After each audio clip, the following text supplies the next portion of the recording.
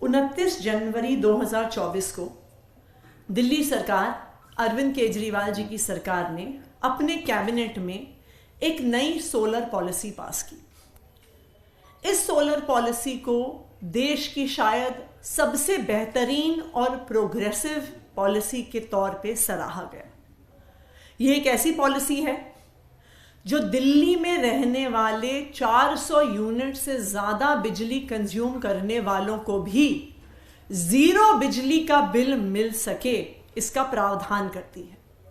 अभी तक दिल्ली में दिल्ली सरकार 200 यूनिट तक बिजली फ्री देती है, 200 से 400 यूनिट पे 50% सब्सिडी देती है।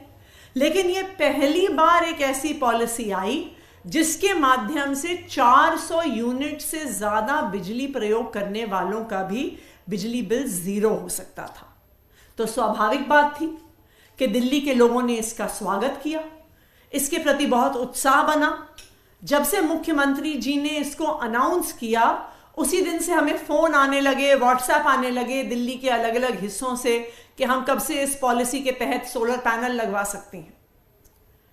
जो एक दूसरा महत्वपूर्ण प्रावधान इस पॉलिसी का था वो ये था कि सोलर पॉलिसी के हर यूनिट को जनरेट करने पर जो अपने घर पे सोलर रूफटॉप लगाएगा उसको सरकार बिजली बनाने के पैसे देगी।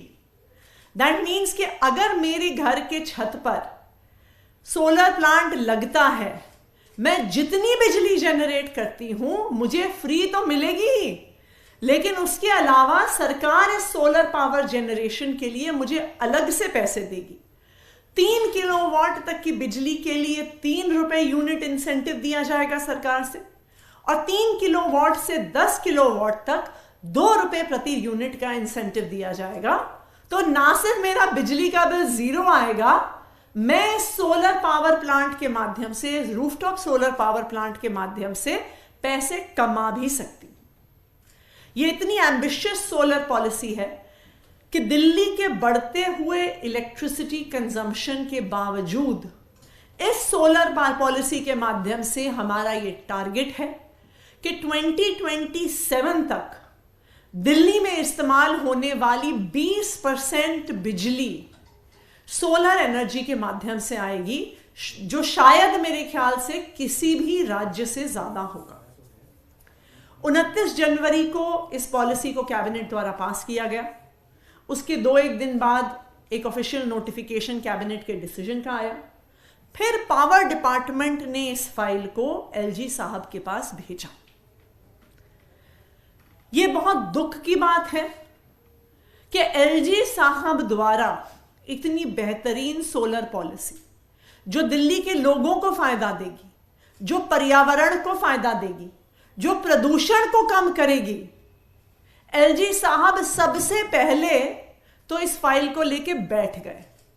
उन्होंने कई दिन तक इस फाइल को वापस ही नहीं भेजा। फिर इस मुद्दे को पावर डिपार्टमेंट ने एलजी ऑफिस से परस्यू किया। मैंने व्यक्तिगत तौर पर एलजी ऑफिस से बात कर करके कई बार यह सवाल पूछा कि सोलर पॉलिसी की फाइल कब वापस आएगी, क्योंकि हमें सोलर पॉलिसी को नोटिफाई करना है। हमारे इतने परस्यू करने के बाद जब एलजी साहब इस फाइल को और रोक नहीं पाए तो उन्होंने ऊल जलूल सवाल लगाकर इस फाइल को वापस भेज दिया। यह ऊल जलूल सवाल लगाने से, ये ऑब्जेक्शन लगाने से क्या होता है, इस ऑब्जेक्शन का मतलब क्या होता है, आप इस बात को समझिए कि अब जब अनेकों सवाल के साथ फाइल वापस आएगी, जब ऑब्जेक्शन के साथ फाइल वापस आएगी, तो वो एक अफसर से दूसरे अफसर के पास जाएगी, दूसरे अफसर से तीसरे अफसर के पास जाएगी, तीसरे अफसर से चौथे अफसर के पास जाएगी, और ये फाइल घूमती रह जाएगी। यह ऑब्जेक्शन लगाने का सिर्फ एक ही ध्येय है कि इस पॉलिसी को रोका जाए और अगले महीने आने वाली आचार संहिता से पहले इस पॉलिसी